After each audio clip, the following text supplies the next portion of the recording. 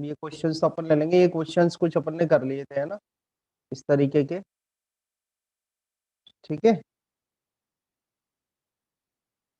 Yes sir. तो आज अपन को करना है एंगुलर मोमेंटम कंजर्वेशन। ठीक है, आज जो यानी कुछ टॉपिक्स करा रहा हूँ मैं, उसमें से जो अपना पहला टॉपिक है वो है एंगुलर मोमेंटम कंजर्वेशन। ठीक है, अभी स्टार्ट करते हैं। तो इसमें इंपॉर्टेंट है, एग्जांपल्स भी है कुछ, वो एग्जांपल्स भी करने हैं अपन को, है ना, जो टॉपिक है अपना।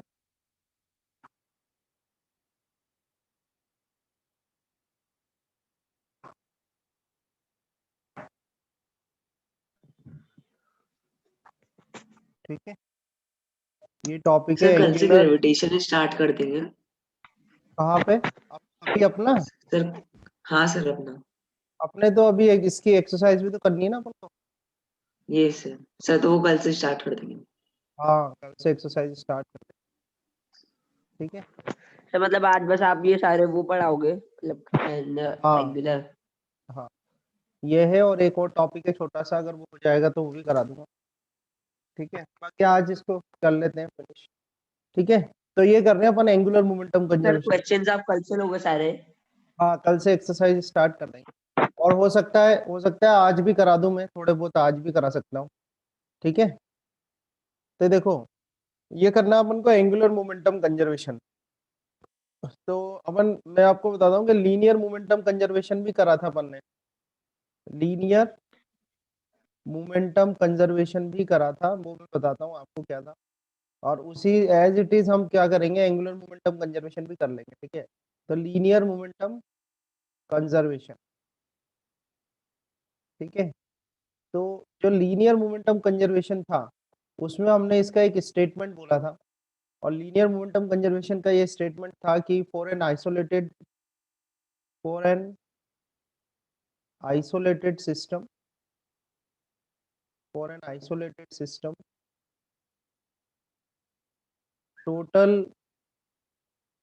टोटल लीनियर मोमेंटम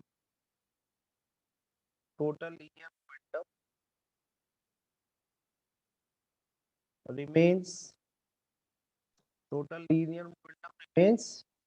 कंजर्व, हाँ conserve when external force is zero, when external force is zero। तो ये अपना जो है, ये मैं आपको क्या कर रहा हूँ, लीनियर मोमेंटम अपन ने स्टडी किया हुआ है ऑलरेडी, तो मैं आपको लीनियर मोमेंटम बता रहा हूँ। लीनियर मोमेंटम से ही उससे मिलता जुलता अपन, उसी से मैं आपको सिमिलरिटीज बताऊंगा, और उसी से अपन फिर इसको भी कर लेंगे एंगुलर मोमेंटम को भी, ताकि आपको याद रखने में दिक्कत ना हो। यहाँ लिखा हुआ है for an isolated system total linear momentum remains conserve when external force is zero. ठीक है, तो अभी इसमें अगर मैं न्यूटन सेकंड लॉ लिखूं, न्यूटन सेकंड लॉ, ठीक है, Newton second law for translatory मतलब लीनियर होता है। ठीक है, फॉर ट्रांसलेटरी, यानी अभी हमारे यहाँ पर है ना ट्रांसलेटरी मोशन, जो अपन स्टडी कर रहे हैं उसके हिसाब से बता रहा हूँ। So for translatory motion, Newton second law की क्या इक्वेशन लिखते हैं बताओ? F external is equal to, क्या लिखूंगा बोलो बोलो, F external is equal to change F inter momentum with DP by respect to DT. Time. यही होता है ना, न्यूटन सेकंड लॉ आता है ना, Newton second yes law sir. क्या होता है for translatory motion? The rate of change in momentum is equal to the external applied force. ठीक है, अब हमारे केस में हम कह रहे हैं कि भाई एफ एक्सटर्नल जो है वो क्या है, जीरो है। एफ एक्सटर्नल क्या है, जीरो। तो एफ एक्सटर्नल अगर जीरो है, तो ये जो डीपी बाई डी है, डीपी बाई डी क्या हो जाएगा, जीरो हो जाएगा। ठीक है, और yes sir. DP by D अगर जीरो है, तो इसका मतलब पी जो है वो आपका क्या हो जाएगा, कांस्टेंट। क्योंकि जो कांस्टेंट यस होता सर। है, कांस्टेंट का डिफरेंशिएशन जीरो होता है। जो कांस्टेंट क्वांटिटी होती है उसी का डिफरेंशिएशन क्या होता है, जीरो होता है। तो यहाँ पर पी क्या हो गया, अपना कांस्टेंट हो गया। तो पी कांस्टेंट हो गया, तो मतलब क्या होगा, फाइनल मोमेंटम जो होगा वो लीनियर, वो इनिशियल मोमेंटम के बराबर होगा। ठीक है, तो ये तो हमने किस में स्टडी किया था, ये हमने स्टडी किया था लीनियर केस में, लीनियर मोमेंटम कंजर्वेशन। तो लीनियर मोमेंटम कंजर्वेशन ये बोलता है कि for an isolated system the total linear momentum remains conserve ठीक है, व्हेन एक्सटर्नल फोर्स इज 0। तो ये इस तरह से आप प्रूफ कर सकते हो, ठीक है। अब ये सेम स्टेप्स लेके हम सॉल्व करेंगे एंगुलर मोमेंटम कंजर्वेशन को, सेम स्टेप लेके। तो यहाँ पर हम लिखते हैं कि भाई 4n isolated system, for an sir isolated लेकिन system, ध्यान से देखना। F इक्वल्स टू m होता है, तो सर इधर अपन ने dp by dt करा, तो p तो मोमेंटम हुआ ना। हाँ तो p मोमेंटम ही तो है, मोमेंटम को ही तो कंजर्व किया है आपने, मोमेंटम कांस्टेंट हो गया ना। तो यही तो अपन ने कहा था कि ये total linear momentum remains conserve, ठीक है ना। अब अपन कर रहे हैं अब एंगुलर मोमेंटम के लिए, यस ठीक है।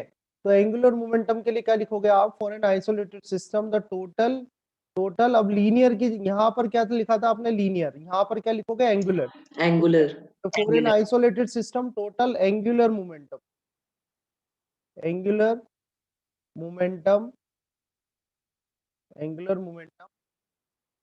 remains कंजर्व, ठीक है, कंजर्व या कांस्टेंट, रिमेन्स कंजर्व, ठीक है, व्हेन एक्सटर्नल, अब यहाँ पर क्या आएगा, देखो यहाँ पर लिखा था व्हेन एक्सटर्नल फोर्स इज 0, यहाँ पर क्या लिखेंगे अपन, व्हेन एक्सटर्नल फोर्स की जगह क्या आ जाएगा, बोलो, सेंट्रीपिटल फोर्स। फोर्स की जगह क्या आएगा, टॉर्क। ठीक है, पढ़ाई आप अपनी कंटिन्यू रखना, भले एक दो दिन के बीच में छुट्टी हो जाती है, फिर भी वो आपके लिए एक टाइम है कि आप रिवाइज भी करते रहो। रोटेशनल मोशन में फोर्स की जगह क्या आ जाता है, टॉर्क आ जाता है, ठीक है। तो व्हेन एक्सटर्नल टॉर्क इज 0, समझ में आया। अब यहाँ पर अपन लिखते हैं कि न्यूटन्स सेकंड लॉ, ठीक है, Newton second law for rotational motion के लिए लिखते हैं अपन, फॉर रोटेशनल मोशन, ठीक है। तो रोटेशनल मोशन के लिए अब लिखना है अपन को, तो रोटेशनल मोशन में देखो क्या लिखेंगे, यहाँ पर क्या लिखा था, एफ एक्सटर्नल, फोर्स एक्सटर्नल, तो रोटेशनल मोशन में क्या आ जाएगा, टॉर्क एक्सटर्नल, है ना, ठीक है, वेरी गुड। और यहाँ क्या है, लीनियर मोमेंटम है, तो यहाँ पर क्या आ जाएगा, एंगुलर मोमेंटम को एल से बताते हैं, ठीक है, यस सर। और ये क्या आएगा, डीएल बाय dt, ठीक है बेटा। तो ये आया हमारे पास। अब ये कह रहे हैं कि भाई टाउ एक्सटर्नल क्या है, अभी हमारे पास 0 है, तो टाउ तो सर देखो एल कांस्टेंट हो गया, एल कांस्टेंट हो गया। हाँ और D very sir good. Tau क्या होता है? अबे यार ऐसा मत करो हर्षित यार, क्या कर रहे हो, टाउ क्या होता है, टॉर्क होता है टॉर्क। ना। सर टॉर्क और टाओ सेम है? टाउ उसका सिंबल है, जैसे एंगुलर एक्सेलरेशन का सिंबल अल्फा है, एंगुलर एक्सेलरेशन का सिंबल क्या होता है, अल्फा होता है, ऐसे यस टॉर्क का सिंबल जो है ये टाउ है। ये ग्रीक लेटर है जिसको कि टाउ से प्रोनाउंस किया जाता है, ठीक है। Yes sir. काफी सिंबल्स आएंगे आपके। एंजल आ गई क्या, ठीक है, ठीक है भाई, एंजल देखते सर एक रहना है बार ना। थोड़ा ब्रीफ कर दो, हाँ मैं रिपीट कर दूंगा सारा, बस ये नेटवर्क इशू। हाँ हाँ बस मैं फिनिश करने वाला हूँ, मैं पूरा दोबारा रिपीट कर दूंगा, ठीक है ना। तो देखो अब ये कह रहे हैं कि टाउ एक्सटर्नल 0 है, तो टाउ एक्सटर्नल 0 है तो मतलब डीएल बाय dt क्या हो जाएगा, 0 हो जाएगा, और डीएल बाय dt 0 हो गया तो एल बराबर क्या हो जाएगा, कांस्टेंट हो जाएगा, कांस्टेंट, है ना। और एल अगर कांस्टेंट हो गया तो अपन ये कह सकते हैं कि भाई इनिशियल एंगुलर मोमेंटम जो है वो फाइनल एंगुलर मोमेंटम के क्या होगा, बराबर होगा, होगा कि नहीं होगा। तो जैसे आपने यस यहाँ सर। लिखा, जैसे आपने यहाँ लिखा था, बिल्कुल आप यहाँ पर भी लिख सकते हो गया नहीं हो गया, ठीक है। जैसे यहाँ लीनियर मोमेंटम कंजर्वेशन में तो क्या था, final linear momentum initial linear momentum के बराबर हो गया, ऐसे यहाँ पर क्या हो गया, final angular momentum initial angular momentum के बराबर हो गया। अच्छा अब मैं यहाँ पर लिखना चाहूँ इस, ये जो लीनियर मोमेंटम है, लीनियर मोमेंटम का फॉर्मूला क्या होता है, लीनियर मोमेंटम का, ये बताओ, बोलो। M M M M V B होता है ना, एम वी प्लस होता है, यू। तो देखो एम वी होता है, तो देखो मैं, हाँ तो मैं यहाँ से ऐसा लिख सकता हूँ कि देखना आप, मैं ऐसे लिख सकता हूँ कि जो P फाइनल है, तो मैं ऐसे कर सकता हूँ कि मास, ठीक है, मास जैसे अपन ने M1 ले लिया, तो M1 और मान लो इसका जो इनिशियल वेलोसिटी थी वो v1 थी, तो m1 v1 v1 is equal to m2 v2 लिख इक्वल्स सकते टू हो, m2 u2 है ना, और या u2। m1 v1 मतलब इनिशियल मोमेंटम सर हो गया। u2 आएगा ना सर, इनिशियल वेलोसिटी। नहीं, सिंबल देना है अपन को तो कुछ भी दे सकते हैं, ठीक है। मान लो ओके जो सर। पहले उसका मास कितना था m1 था, और वेलोसिटी कितनी थी उसकी v1 थी, और ये इनिशियल था, और बाद में उसका जो है उसका जो मास है, मास तो खैर चेंज नहीं होगा, मास जैसे m2 कर दिया अपन ने, ठीक है, ऐसे ही सिंबल ले रहे हैं अपन, तो m2 कर दिया और ये v2 ले, ठीक है। ये इनिशियल कंडीशन हो गई आपकी, ये इनिशियल कंडीशन हो गई, ये फाइनल कंडीशन हो गई। तो इनिशियल मोमेंटम जो है वो फाइनल मोमेंटम के बराबर होना चाहिए। तो एल अपन ने क्या करा, m1 v1 is equal to m2 v2 लिख दिया, ठीक है। अच्छा, यही चीज अगर मैं यहाँ लगाना चाहूँ, यही तरीका मैं यहाँ सर लगाना चाहूँ, m1 सर मैं बताऊं। हाँ, इसका क्या लिखा तब मैं जाएगा? बताऊं, हाँ सर बताओ, एक एक करके बता दो, बोलो यहाँ क्या लिखा जाएगा? m1 I moment of inertia. हाँ, अब जैसे ये एंगुलर मोमेंट और लीनियर मोमेंटम का फॉर्मूला था मास इनटू वेलोसिटी, तो एंगुलर मोमेंटम में मास की जगह क्या आएगा, मोमेंट ऑफ इनर्शिया, ठीक है। और इंटू लीनियर ओमेगा, वेलोसिटी की जगह क्या ओमेगा आएगी, एंगुलर वेलोसिटी। तो यस I1 सर। ओमेगा 1 क्या होगा, I2 ओमेगा 2 के I2 ओमेगा 2। बराबर हो जाएगा। आया समझ में, नहीं इधर आया? मास तो बॉडी का होता ही है, तो मास क्यों नहीं आया? ये रोटेशनल मोशन और लीनियर वो है ना, ये तो ट्रांसलेटरी मोशन है, ये वाला, ये तो ट्रांसलेटरी मोशन है। मैं और आपको, सर, और ये भी कह सकते हैं ना, टॉर्क का फॉर्मूला आई ओमेगा होता है। हाँ, आई ओमेगा होता है ना, ये तो ट्रांसलेटरी सर मोशन है, और ये रोटेशनल मोशन है। तो मैं आपको एक ही जगह सॉल्व करा के बता रहा हूँ, क्योंकि आपको ऑलरेडी ट्रांसलेटरी मोशन तो आता ही है, यानी ये लीनियर मोशन के फॉर्मूले तो आपको आते ही हैं ऑलरेडी। आप कंपेयर करके रोटेशनल के भी लिख सकते हो इस तरीके से, ठीक है। तो यहाँ से देखो इंपॉर्टेंट फॉर्मूले क्या क्या निकल के आ रहे हैं। एक तो अगर अगर एक्सटर्नल टॉर्क जीरो है, अब मैं सिर्फ रोटेशनल के लिए बता रहा हूँ, अगर एक्सटर्नल टॉर्क जीरो है, तो एक्सटर्नल टॉर्क अगर जीरो होगी, तो इनिशियल एंगुलर मोमेंटम जो होगा वो फाइनल एंगुलर मोमेंटम के बराबर होगा। या आप कह सकते हो कि जैसे I1 ओमेगा 1 है, तो I2 ओमेगा 2 के बराबर होगा। ये आपको ध्यान रखना, पर ये सभी तभी पॉसिबल है जब एक्सटर्नल टॉर्क क्या हो, जीरो, जैसे कि यहाँ पर लीनियर के केस में था, ठीक है। अब अब ये बताओ कि रिपीट किसको रिपीट करना है क्या? सर क्या अपन कह सकते हैं कि मतलब ट्रांसलेटरी मोशन में मास, तो रोटेशनल मोशन में हाँ मोमेंट ऑफ बिल्कुल, इनर्शिया। हाँ बिल्कुल, ये तो शुरू से मैं बोल रहा हूँ, ये एक एनालॉगी है। एनालॉगी मतलब समानता है एक तरीके की, कि जो काम लीनियर मोशन में मास करता है वही काम रोटेशनल मोशन में मोमेंट ऑफ इनर्शिया करता है, ठीक है। तो ये तो हम पहले ऑलरेडी बता चुके हैं आपको। फिर भी अभी इस पेज पर जो आपको विजिबल हो रहा है, इसमें कुछ भी आपको पूछना हो, कुछ रिपीट करना हो, नो सर जैसे एक बार कि, थोड़ा सा ब्रीफ दे दो। हाँ, तो ब्रीफ ये है कि हमने आज अब जो टॉपिक कर रहे थे स्टार्ट, वो टॉपिक हम कर रहे थे कि एंगुलर मोमेंटम कंजर्वेशन। तो एंगुलर मोमेंटम कंजर्वेशन कराने के लिए पहले हमने ही करा कि भाई, आपको मैं बताता हूँ कि लीनियर मोमेंटम कंजर्वेशन भी हमने किया हुआ है, ठीक है, लीनियर मोमेंटम कंजर्वेशन भी हमने किया हुआ है ना। तो हम पहले देख लेते हैं लीनियर मोमेंटम कंजर्वेशन क्या था, क्योंकि ऑलरेडी स्टडी किया हुआ है। तो लीनियर मोमेंटम कंजर्वेशन क्या होता है कि for an isolated system the total linear momentum remains conserve when external force is zero. तो ये ऑलरेडी स्टडी किया हुआ है हमने तो फोर्स वाले चैप्टर में, ठीक है, ये आता भी होगा आपको। तो इसमें अगर मैं न्यूटन सेकंड लॉ लिखना चाहूँ, तो न्यूटन सेकंड लॉ क्या होता है लीनियर मोशन के लिए, न्यूटन सेकंड लॉ होता है the external force applied is equal to the rate of change in momentum, ठीक है, लीनियर मोमेंटम की बात कर रहे हैं। तो अगर एक्सटर्नल, यहाँ पर लिखा हुआ है कि अगर एक्सटर्नल फोर्स जीरो हो तो मोमेंटम कंजर्व रहता है, तो हमने एक्सटर्नल फोर्स को जीरो कर दिया। तो एक्सटर्नल फोर्स जैसे ही जीरो हुआ, तो आप देखो यहाँ पर ये dp by dt is equal to zero आ गया, ठीक है। तो कोई भी जो कांस्टेंट क्वांटिटी होती है, कांस्टेंट क्वांटिटी का डिफरेंशिएशन जो होता है वो जीरो होता है। आप ऐसे भी कर सकते हो, dt को इधर ले जाओ, जीरो हो जाएगा, और ये d मतलब होता है डिफरेंस, तो difference in momentum is equal to zero. तो डिफरेंस इन मोमेंटम देखो, ये इस तरह से भी कर सकते हो आप, एक और बता देता हूँ मैं आपको। वैसे सही तरीका ये है जो अभी सॉल्व हो रहा है, ये सिर्फ आपको मैं थोड़ा सा सिंप्लीफाई कर रहा हूँ, बट जो सही तरीका वो यही है जो यहाँ पर हो रखा है, ठीक है। आप इसको ऐसे भी कर सकते हो कि देखो dp by dt is equal to zero है, dp by dt is equal to zero है, तो dt इधर ले जाओ तो dp बराबर जीरो आ जाएगा, ठीक है। ये d, ये जो d है, d मतलब होता है difference, so difference in momentum 0, तो डिफरेंस क्या होगा, डिफरेंस क्या होगा, final momentum minus initial momentum. Difference कैसे लिखते हो आप, डिफरेंस ऐसे ही तो लिखते हैं, फाइनल माइनस इनिशियल, तो final minus initial is equal to 0, तो यहाँ से क्या आ जाएगा, final momentum is equal to initial momentum. तो इससे भी यही आंसर आएगा जो यहाँ लिखा हुआ है आपने। तो आपको अगर समझना है तो आप इस तरह से भी समझ सकते हो, ये जो मैंने बताया। ठीक है, तो ये तो बात हो गई लीनियर के केस में, ये तो किसके लिए बात हो गई, लीनियर के केस में। पर जो हम स्टडी कर रहे हैं, हम स्टडी कर रहे हैं रोटेशनल मोशन की। तो रोटेशनल मोशन के लिए कैसे लिखोगे आप, यहाँ से you can see the similarities between these two.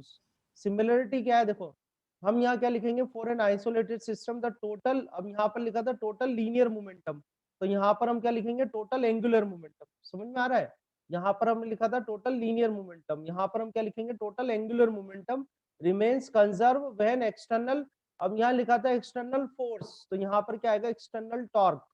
क्योंकि रोटेशनल मोशन में फोर्स जो, ये जो लीनियर मोशन में जो फोर्स होता है, रोटेशनल मोशन में क्या होता है, टॉर्क होता है। ठीक है, torque is equal to force into radius.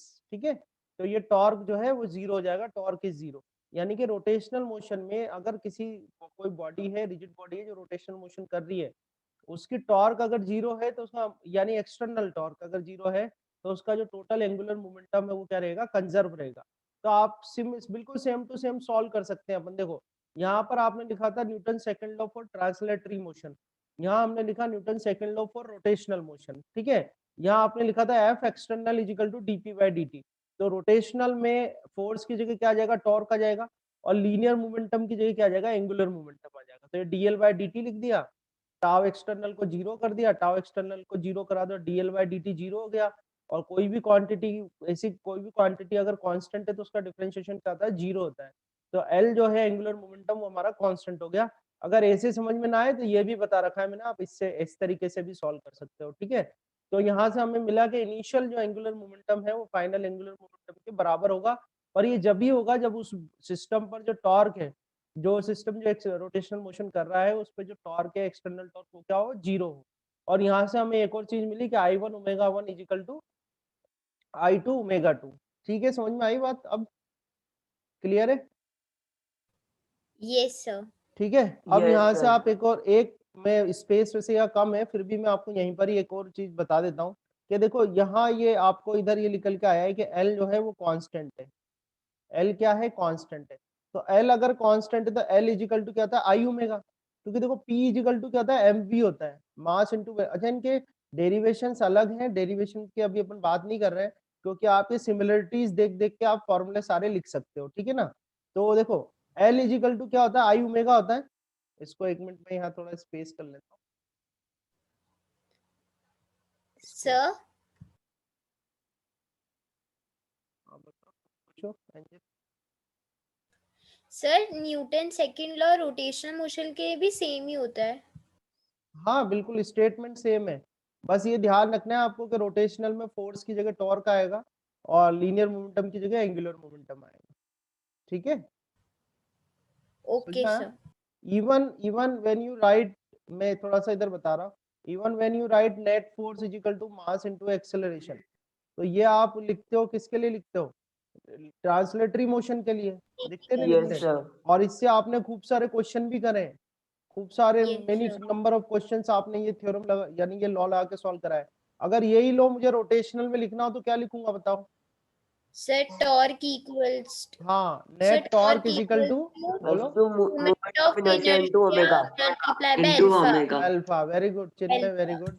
हाँ Chinmay, Angel, both of you very good. तो आप Sir, कितने, alpha जैसे क्यों? जैसे आपने वो क्वेश्चन वहां करे थे ना लीनियर मोशन में सेकंड लॉ लगा के, ऐसे ही आप ये सेकंड लॉ ही रोटेशनल के लिए भी लगा के कर सकते हो। ठीक है, बस आपको फोर्स की जगह टॉर्क लिखना है, मास की जगह मोमेंट ऑफ इनर्शिया, और लीनियर सर एक्सेलरेशन इसकी की जगह एंगुलर डेरिवेशन सेम होगी एक्सेलरेशन। क्या अलग होगी?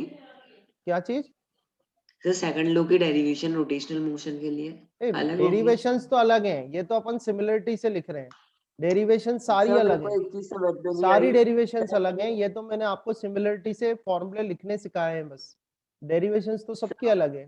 ठीक है, अच्छा ये देखो आप, इधर देखो, सर ये जो, सर ये देखो आप एक सेकंड में देखो, ये जो लीनियर सर मोमेंटम है, लीनियर मोमेंटम का फॉर्मूला क्या होता है, मास इनटू वेलोसिटी। तो यहाँ से एंगुलर मोमेंटम का क्या फॉर्मूला लिखूंगा ये बताओ।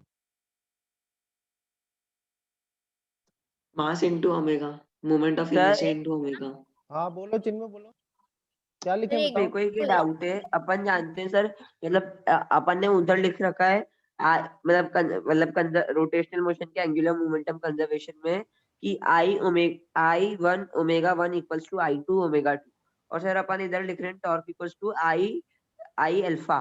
तो सर ये क्यों डिफरेंट आ रहा है इधर? फिर ये I तो alpha equals to I2 alpha आना चाहिए ना। ये तो मैंने एंजल के क्वेश्चन का जवाब दिया है, इसका डेरिवेशन से कोई लेना नहीं है। अभी जो अपन डेरिवेशन कर रहे हैं उससे इसका कोई लेना देना नहीं है, ये अलग बात है। ये तो एंजल ने क्वेश्चन करा था इसलिए बताया था मैंने। लेकिन एक इसका चीज बताइए, अपन ने टॉर्क लिया है तो torque equals to I alpha होता है, तो अपन ने इधर torque equals to I omega 1 equals to I2 omega 2 क्यों कहाँ करा? लिखा, कहाँ लिखा, ये तो अलग है, ये सर डॉट ये तो लाइन, मोमेंट लिखा है अपन ने। ये तो अलग है। अच्छा ये अलग है सर सर। आपने अभी क्या पूछा? मैंने तो, हाँ चलो अभी ठीक, पहले चिन्मय का कर देते। चिन्मय ठीक है अब?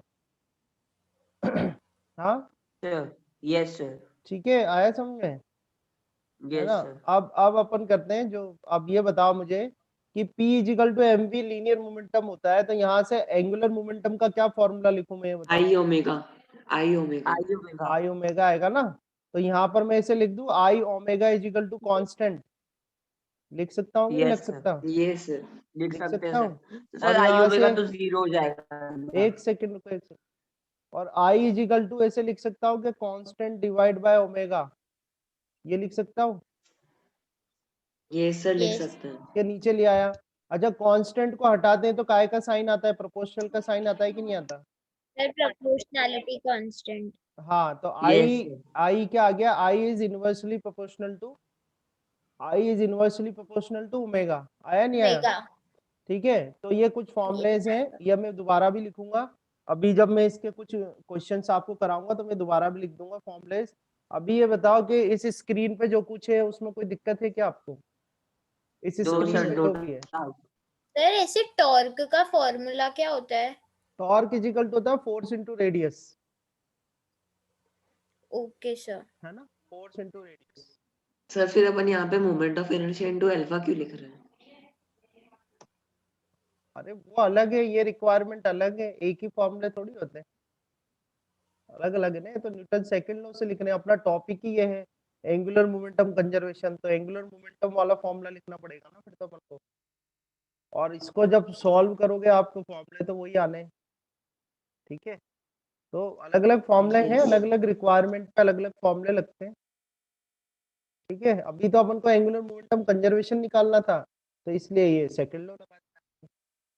ठीक है, समझ में आया, है ना। यस सर आ गया। तो ये एंगुलर मोमेंटम कंजर्वेशन है, बहुत इंपॉर्टेंट टॉपिक है। जैसे आपने लीनियर मोमेंटम कंजर्वेशन के बहुत सारे क्वेश्चंस करे, कॉलिजन वगैरह पढ़ा हुआ है आपने, तो आपको अंदाजा होगा कि ये भी काफी इंपॉर्टेंट टॉपिक है। तो अभी तो हम इससे रिलेटेड कुछ एग्जांपल्स क्वेश्चंस डिस्कस करेंगे, आप देखना यहाँ पर, आप उसके आंसर्स भी करना, ठीक है। तो कुछ स्टेटमेंट्स है, इंपॉर्टेंट स्टेटमेंट्स है, तो वन बाय वन डिस्कस करते जाते हैं, आप बताते जाना, ठीक है। तो स्टार्ट करते हैं, है ना। ये है applications of law of conservation, applications of, थोड़ा लिखना पड़ेगा मुझे तो थोड़ा सा टाइम, ठीक है। Applications of angular, angular momentum conservation, ठीक है, एंगुलर मोमेंटम कंजर्वेशन। तो कुछ एग्जांपल्स हैं, मैं आपको एक्सप्लेन करूंगा, बट अपन नोट डाउन नहीं करेंगे, इतना सारा मैं लिखूंगा नहीं, ठीक है, बस आप देखते आना। जैसे फर्स्ट एग्जांपल है the angular velocity of a planet. तो देखो, आपने देखा होगा जो सोलर सिस्टम है, सोलर सिस्टम में जो ऑर्बिट होता है, प्लेनेट्स के जो ऑर्बिट होता है, उसका शेप कैसा होता है, कौन बताएगा? सर और जो सोलर सिस्टम है, सोलर सिस्टम में जो प्लेनेट्स सर रिवॉल्व करते हैं ओवल। अराउंड द सन, तो उनका जो ऑर्बिट। ऑर्बिट है उसका शेप सर कैसा होता है? ओवल। हाँ ओवल को, सर सर ओवल होता है। और क्या ओवल, ओवल को यस सर। बोलते क्या है और? Axis. Rotational ellipse Spherical. Ellipse, ठीक है, इलिप्टिकल होता है, ठीक है। अब जो इलिप्स होता है ना, इलिप्स में क्या होती है, फोकाई होती है दो, जैसे सर्कल में सेंटर होते हैं, ऐसे इलिप्स के अंदर होती है फोकाई, दो फोकाई होती है, एक इधर होती है व्हाइट व्हाइट जो बता रहा हूँ, एक इधर होती है फोकाई, ठीक है। तो जो क्या होती है? फोकाई। फोकाई जैसे सेंटर होता है ना, सर्कल का सेंटर Yes. होता है, ऐसे इसमें फोकाई होती है। एक को बोलते हैं फोकस और दोनों को बोलते हैं फोकाई, ठीक है। एक सिंगल को बोलते हैं फोकस और दोनों को एक फोकस साथ एंड बोलोगे तो फोकाई। बोलेंगे फोकाई, ठीक है। तो देखो, इनमें से किसी एक फोकाई पर आप सन को, किसी भी एक फोकस पे आप सन को रख दो, जैसे यहाँ पर मैंने सन को रखा, ये रहा एक सन, ठीक है। अब कोई प्लेनेट है, वो प्लेनेट है, प्लेनेट इस जगह पर है, यहाँ पर प्लेनेट है, ठीक है। ये पी से हमने बता दिया प्लेनेट को, और इसको मैंने एक ऐसे कनेक्ट कर दिया, ये इस तरह से, ठीक है, ये कनेक्ट कर दिया इस तरह से। और ये रेडियस जो है हमने, या डिस्टेंस कह सकते हो आप, डिस्टेंस कह सकते हो सन और प्लेनेट के बीच की, क्या है, r1 है, ठीक है। और इसी अपने ऑर्बिट में ये प्लेनेट किसी टाइम पर यहाँ पर भी था, सर ये तो केपलर्स लॉ है ना?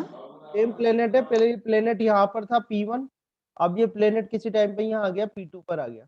और ये जो रेडियस है अब, या रेडियस या सर मेरी ये चीज समझ में नहीं आया, आपने शुरू से बताओ ना सर, ये आपने क्या किया? आपसे क्वेश्चन करा था, और आई थिंक ये आप लोगों को आना भी चाहिए कि जो सोलर सिस्टम है, सोलर सिस्टम में जो प्लैनेट्स हैं वो सन के अराउंड रिवॉल्व करते हैं। तो मैंने आपसे पूछा कि जो प्लैनेट्स रिवॉल्व करते हैं सन के अराउंड, तो उनका ऑर्बिट जो होता है, उस ऑर्बिट की शेप क्या होती है, सर्कुलर होती है या इलिप्टिकल होती है? इलिप्टिकल। इलिप्टिकल होती है। तो इलिप्स जो होता है, इलिप्स जिससे ये वर्ड बना है इलिप्टिकल, इलिप्स जो होता है, इलिप्स की क्या है, दो फोकस होते हैं, ठीक है। अब जब आप सन को रखोगे तो यस सन को सर। किसी भी एक फोकस पे रखना है आपको, जैसे सन को आपने यहाँ रख दिया, एस मतलब होता है सन, ठीक है। अब एक प्लेनेट है, ध्यान से देखना, अब एक प्लेनेट है, वो प्लेनेट किसी समय पर यहाँ पर था P1 पर, किसी इंस्टेंट पर कहाँ था, P1 पर था। तो P1 पे।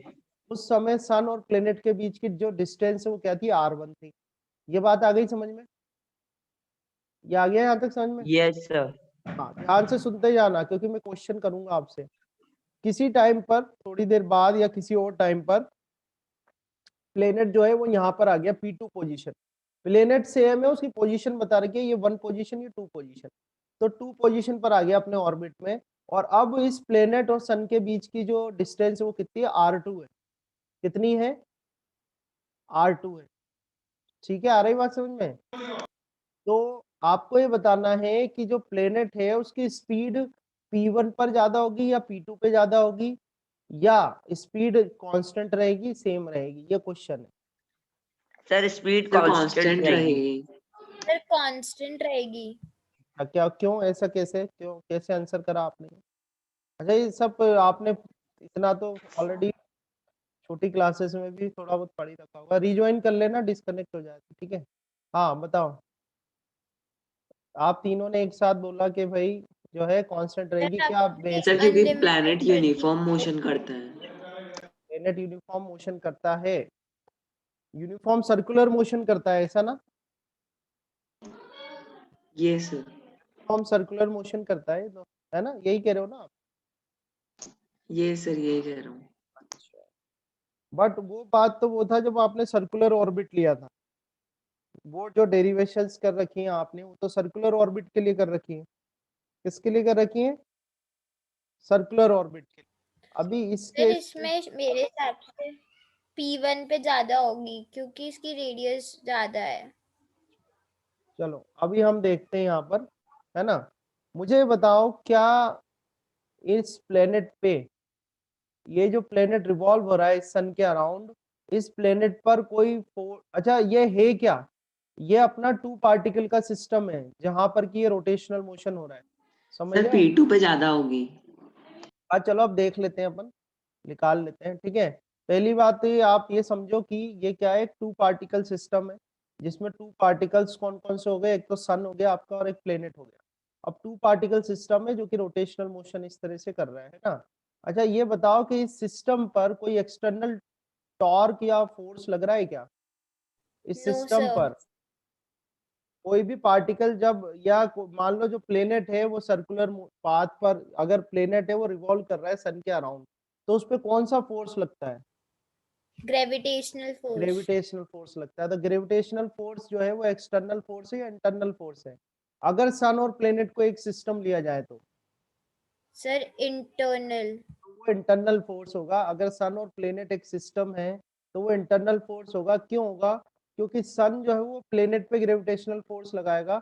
ग्रेविटेशनल फोर्स जो होता है वो अट्रैक्टिव नेचर का होता है। तो अट्रैक्टिव नेचर का होने की वजह से सन जो है वो प्लेनेट को अट्रैक्ट करता है और इसी तरह से जो प्लेनेट है वो सन को अट्रैक्ट करता है। समझ रहे हो नहीं समझ रहे? है ना? ये बिल्कुल वैसा ही है जैसे दो बॉडीज आपस में कांटेक्ट में आती हैं। जब दो बॉडीज आपस में कांटेक्ट में आती है तो पहली बॉडी दूसरे पे फोर्स लगाती है और दूसरी बॉडी पहले पे फोर्स लगाती है, जो कि सेम मैग्नीट्यूड का होता है बट अपोजिट डायरेक्शन में होता है। इस केस में सर मतलब सन प्लैनेट पे फोर्स ग्रेविटेशनल फोर्स कैसे लगा सकता है? ग्रेविटेशनल क्यों? फोर्स तो एकदम नीचे लगता है ना, डाउनवर्ड्स। नहीं नहीं, वो अलग है। ये अपन प्लेनेट्स की बात कर रहे हैं। वो अब वो एक वो अर्थ वाला अलग क्राइटेरिया है। सर तो वो दोनों कोलाइड क्यों नहीं होते, अर्थ और सन? नहीं तो फोर्स जो है वो इक्वल मैग्नीट्यूड का है ना, इसमें दोनों एक दूसरे को अट्रैक्ट कर रहे हैं। दोनों एक दूसरे को क्या कर रहे हैं? यहाँ पर अट्रैक्ट कर रहे हैं। ठीक है, दोनों जो है वो एक दूसरे को, चलो वो एक सेपरेट थिंग है, वो अपन बाद में अभी डिस्कस कर लेंगे। अभी पहले अपना पहला क्वेश्चन देख लें, वो तो ग्रेविटेशन में आ ही जाएगा आपके पास। अभी अपन अपना पहला क्वेश्चन तो देख लें कि भाई इसकी स्पीड कहाँ पर ज्यादा होगी। ठीक है, वो पहले उसको सॉल्व कर लेते हैं। तो ग्रेविटेशनल फोर्स क्या हो गया? इंटरनल फोर्स हो गया। तो यहाँ पर जो एक्सटर्नल फोर्स है वो कितना है? एक्सटर्नल फोर्स कितना है इस केस में? जीरो। जीरो है। जीरो है अगर सर। अपन सन और प्लेनेट का सिस्टम ले लें तो रोटेशनल मोशन की बात करें तो यहाँ पर जो एक्सटर्नल टॉर्क है, एक्सटर्नल टॉर्क क्या है? जीरो है। और एक्सटर्नल टॉर्क अगर जीरो होता है तो एंगुलर मोमेंटम क्या होता है? कांस्टेंट होता है। अभी अपन पढ़ यस। के आए हैं। तो ये कांस्टेंट हो गया। अगर ये कांस्टेंट हो गया तो आई ओमेगा जो होता है वो कांस्टेंट हो जाएगा। ये भी अपन अभी पढ़ के आए हैं। और आई ओमेगा अगर कांस्टेंट हो गया तो आई प्रोपोर्शनल टू 1/ओमेगा हो जाएगा। ये भी हमने स्टडी करा है। करा है नहीं करा यहाँ तक? ठीक है। यस। अब यहाँ से देखो आप ध्यान से कि हमें ये पता करना है कि इस स्पीड पे क्या इफेक्ट पड़ेगा। आपसे मैंने यही पूछा है क्योंकि ये एंगुलर स्पीड की बात हो रही है, क्योंकि ये इस पे एक तरह से एंगुलर मोशन ही हो रहा है ये। ठीक है, तो एंगुलर स्पीड, ये ओमेगा क्या है? आपकी एंगुलर स्पीड। आपको ये बताना है कि एंगुलर स्पीड कम होगी कि ज्यादा होगी। तो देखो मोमेंट ऑफ इनर्शिया का फॉर्मूला क्या होता है, कौन बताएगा? आई इज इक्वल टू,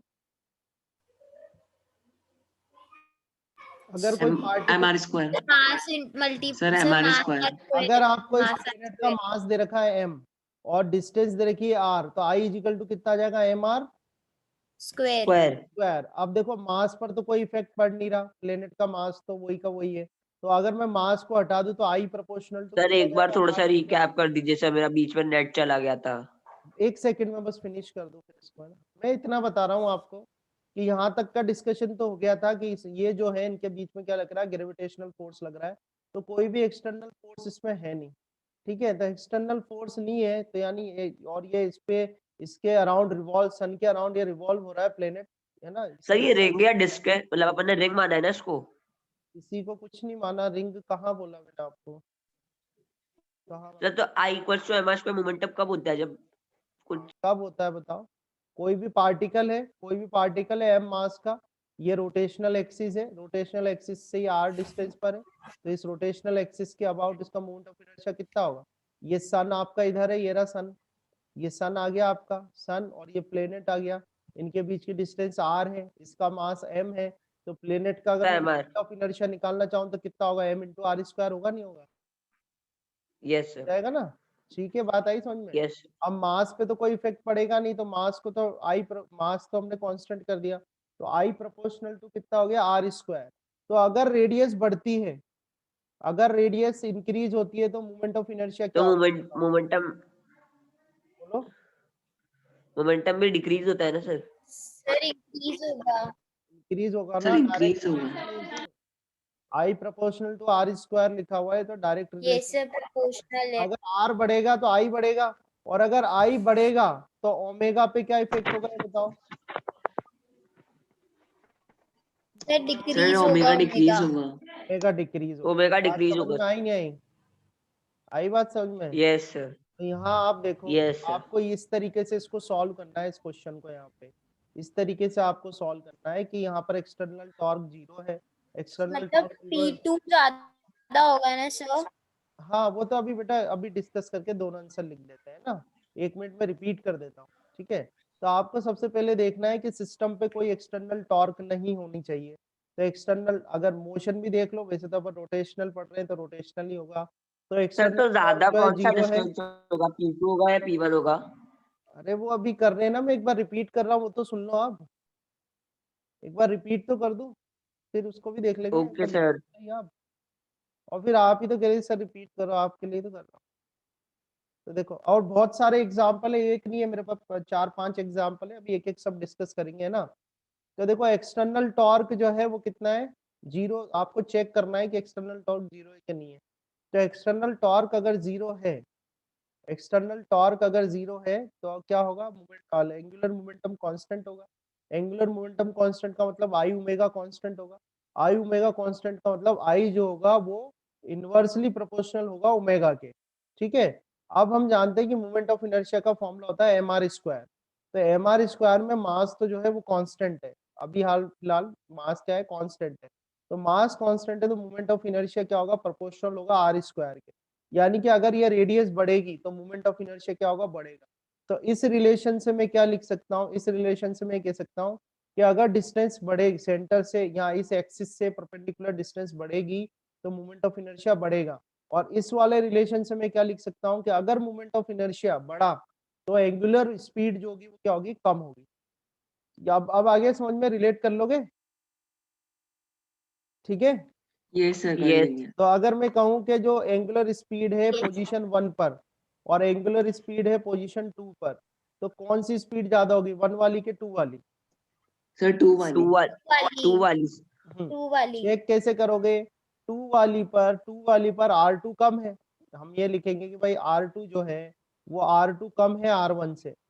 तो R2 अगर कम है R1 से तो I2 कम होगा I1 से, ठीक है, क्योंकि अगर रेडियस बढ़ती है I2 तो कम है मोमेंट ऑफ इनर्शिया बढ़ता ओमेगा है। ज्यादा होगा। हाँ, और ये क्या उल्टा रिलेशन है, तो मतलब ओमेगा 2 जो होगा वो ज्यादा होगा ओमेगा 1 से। यानी यहाँ Yes पर sir. जो होगा Yes. ओमेगा 2 मतलब ओमेगा P2 जो मैंने लिखा है कि पोजीशन 2 पर जो एंगुलर वेलोसिटी है वो ज्यादा होगी। तो समझ में आया नहीं आया, ठीक है। आ Yes गया sir. सर।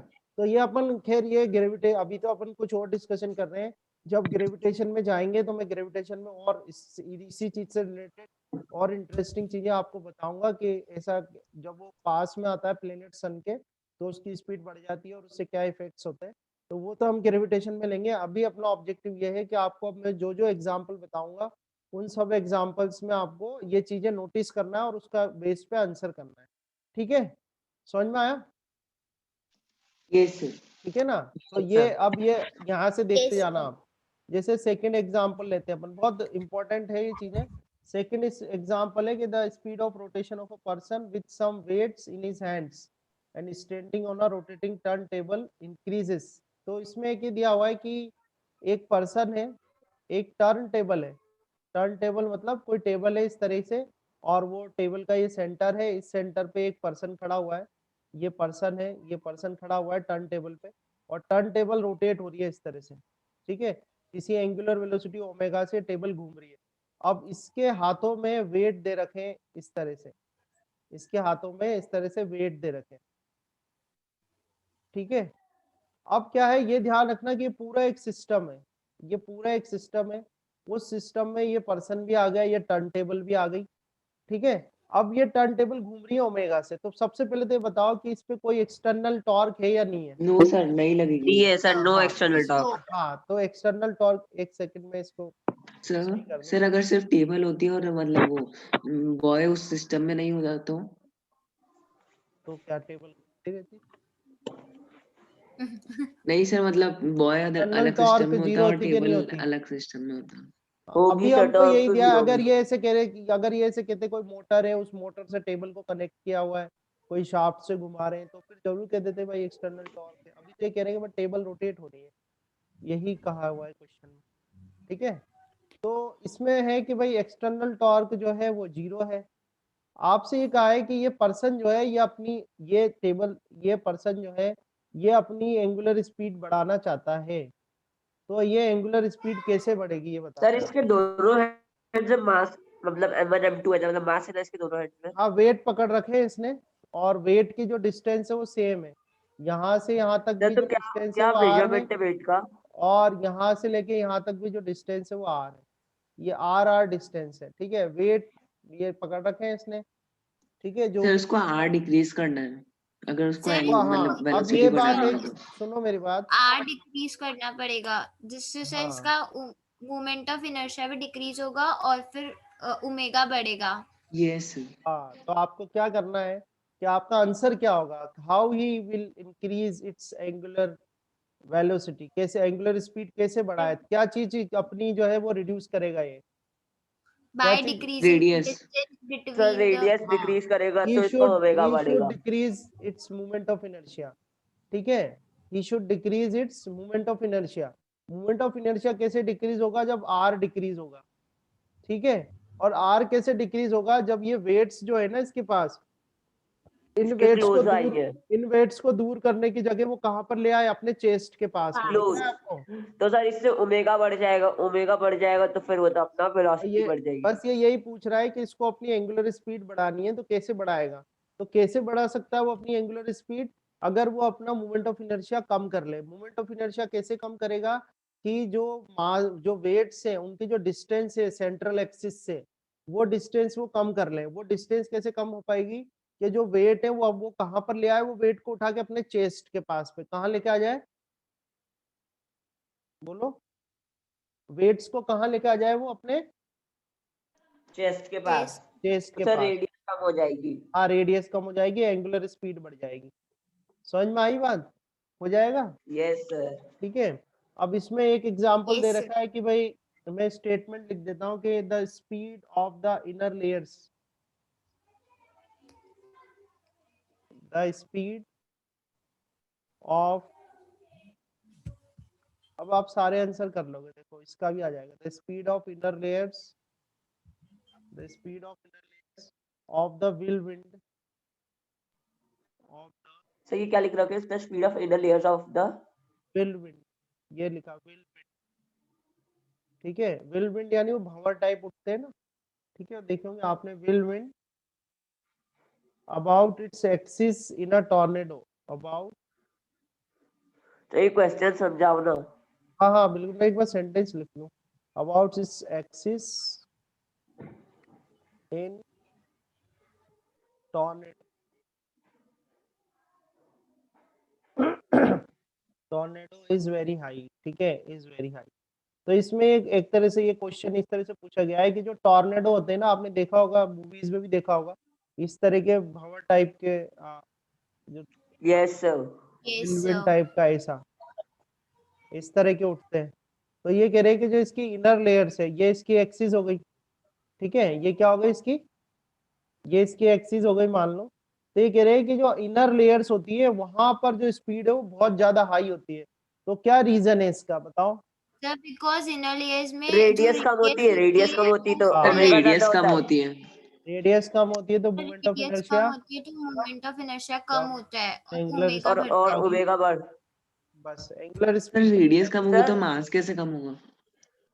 क्या हुआ, सर अपन जानते हैं कि moment of inertia is equals to mass, तो रेडियस कम होगी तो मास क्यों मोमेंट कम ऑफ होगा? Inertia is equal to mass नहीं होता, मास इनटू रेडियस का स्क्वायर होता है, डायरेक्टली प्रोपोर्शनल। रेडियस का सर एक स्क्वायर। क्वेश्चन, तो सर सबसे ज्यादा वेलोसिटी एकदम मतलब नीचे ही नीचे होगी ना सर? वेलोसिटी नहीं, एंगुलर स्पीड। एंगुलर स्पीड सबसे नीचे ही हाँ, नीचे होगी ना सबसे नीचे ज्यादा? नीचे नहीं, एक्सिस के पास वाली जो लेयर है वहां पर, सर जो मैं मार्क एक्सिस है करके ना, बताऊँ कहाँ सर, मैं ये पूछ रहा एक्सिस के हूँ यहाँ। पास वाली लेयर पे, ठीक है, एक्सिस सर के जहाँ मैंने पास ड्रॉ करा अंदर, है वहां सबसे ज्यादा होगी। नहीं पूरी एक्सिस के पास में जो भी पूरी विल बनेगी, एक्सिस के पास में पूरा लेना पड़ेगा ना आपको। एक्सिस के पास में जो भी लेयर बन रही होगी, जैसे इस तरह से जो भी बन रही होगी पूरी की पूरी एक्सिस के पास में से, ये पूरी ये वाली जैसे जो ये बन रही, जो बिल्कुल पास में होगी, ज्यादा पास में, वहां पे स्पीड सबसे ज्यादा होगी, ठीक है।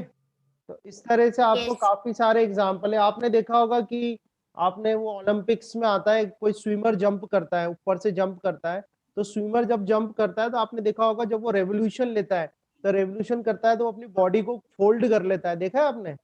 यस सर देखा है यस सर। सर। तो उसमें भी सेम रीजन है कि उसकी एंगुलर स्पीड बढ़ जाती है, क्योंकि वहां पर जो रेडियस जो पार्टिकल्स, एक तरह की जो बॉडी है वो क्या है, रिजिड बॉडी है, तो rigid body number of particles से मिलकर बनी है, तो वो जो डिस्टेंस है पार्टिकल्स की वो कम हो जाती है रोटेशनल एक्सिस से, और डिस्टेंस कम होने की वजह से मोमेंट ऑफ इनर्शिया जो होता है वो कम हो जाता है और एंगुलर स्पीड बढ़ जाती है, इस वजह से वो ज्यादा रेवोल्यूशन ले लेता है। ऐसे ही आपने स्केटर्स देखा होगा जो डांसर्स होते हैं, आपने ना आइस आइस स्केटर्स होते हैं, वो डांस करते हैं, Yes, sir. ओलंपिक में कंपटीशन होता है, तो उसमें जब वो बहुत हाई रेवोल्यूशन लेते हैं, तो हाई रेवोल्यूशन जब वो लेते हैं तो अपनी पूरी बॉडी को वो एक तरह से एक लाइन में ले आते हैं, पूरी बॉडी एक इस तरह आप देखना पूरी बॉडी ऐसे कर लेते हैं वो लोग, और फिर वो की स्पीड जो है वो बढ़ जाती है।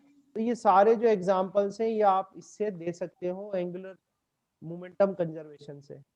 ठीक है, समझ में सर आया? रिज्वाइन करना है क्या? हाँ, रिज्वाइन करना है। हो गया कि टाइम अभी कहाँ हुआ? नहीं सर, सर आपने होने अनलिमिटेड कर दिया। सर आपने अनलिमिटेड कर दी मीटिंग।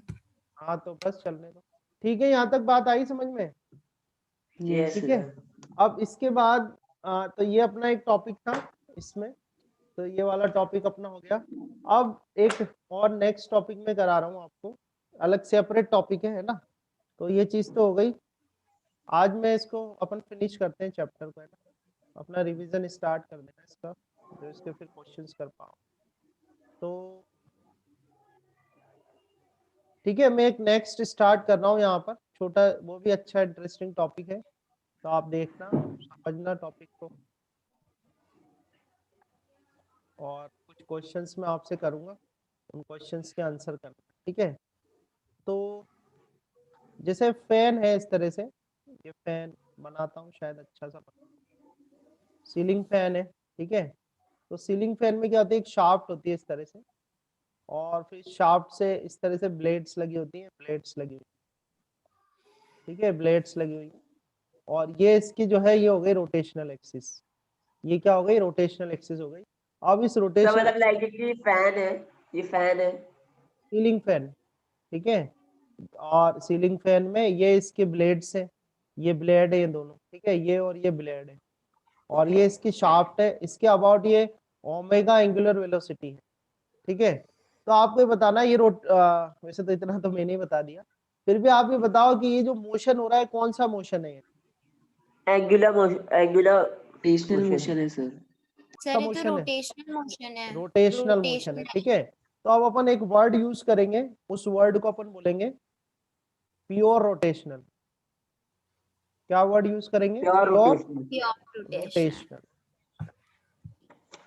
ठीक है, तो यहाँ पर क्या हो रहा है, प्योर रोटेशनल मोशन आ रहा है। ठीक है भाई, चिन्मय, यस ठीक है, सर। तो ये क्या है, pure sir Yes, rotational pure क्यों मोशन। बोला? हाँ अब सर देखो, प्योर क्यों बोला, मैंने भी यही था कि हाँ वो अपन मैं इम्प्योर। बताऊंगा, वो टॉपिक है इसलिए मैं बता रहा हूँ आपको, ध्यान से देखो, अभी आ जाएगा आंसर आपके पास, प्योर क्यों बोल रहे हो। सर अब ये इस मतलब प्योर मतलब वो, सर मैं बताऊँ क्या मतलब क्या हो सकता है सर? प्योर मतलब प्योर जिनकी मतलब रेडियस। शुद्ध, प्योर मतलब नहीं सर मैं सिर्फ, ऐसे बोल रहा हूँ।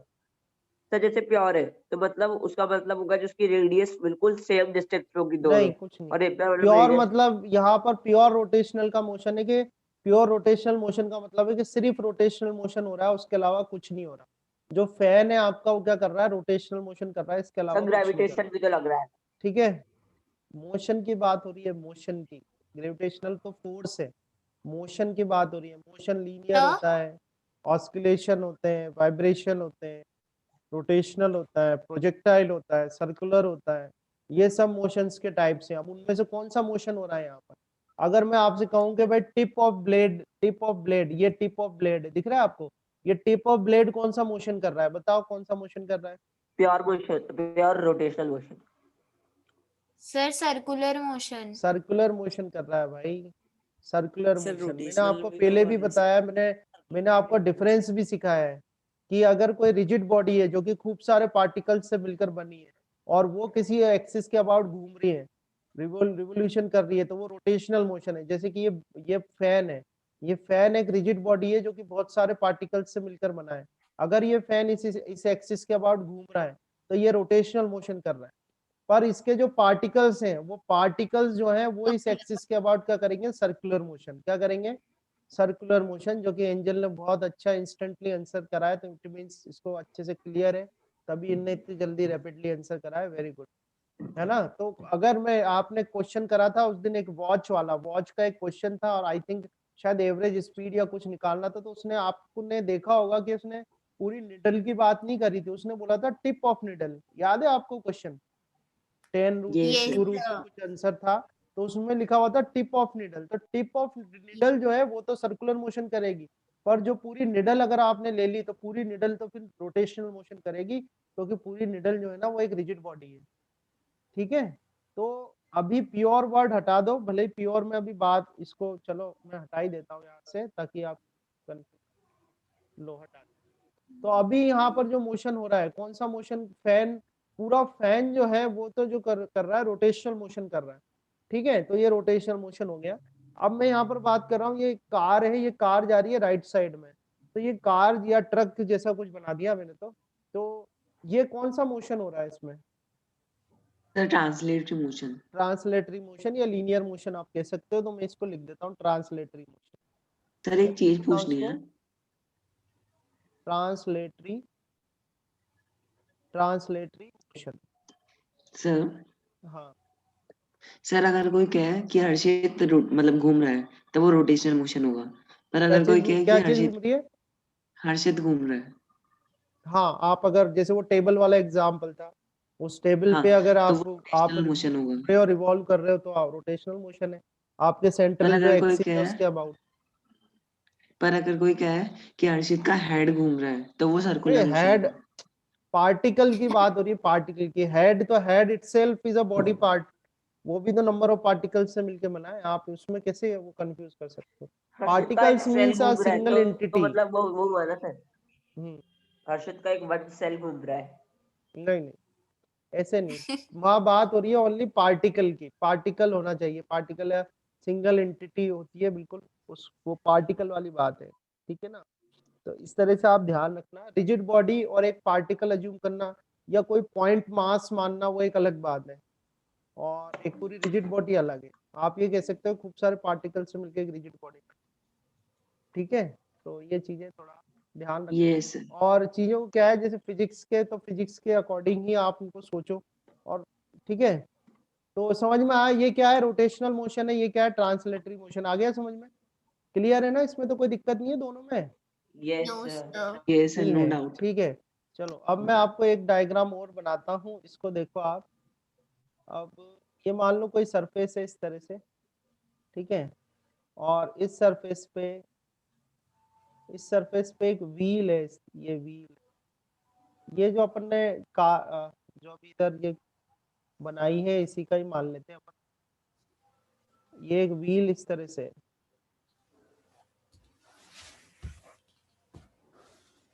ठीक है, और ये इस व्हील का सेंटर है सी, ये इस व्हील का सेंटर है सी। ठीक है, अगर सी लिखा हुआ है बेटा, ये ना। अब अगर ये व्हील जो है और ये सरफेस है एक हॉरिजॉन्टल सरफेस, अब इस हॉरिजॉन्टल सरफेस पर ये व्हील जो है ये फॉरवर्ड डायरेक्शन में जा रहा है इस तरह से।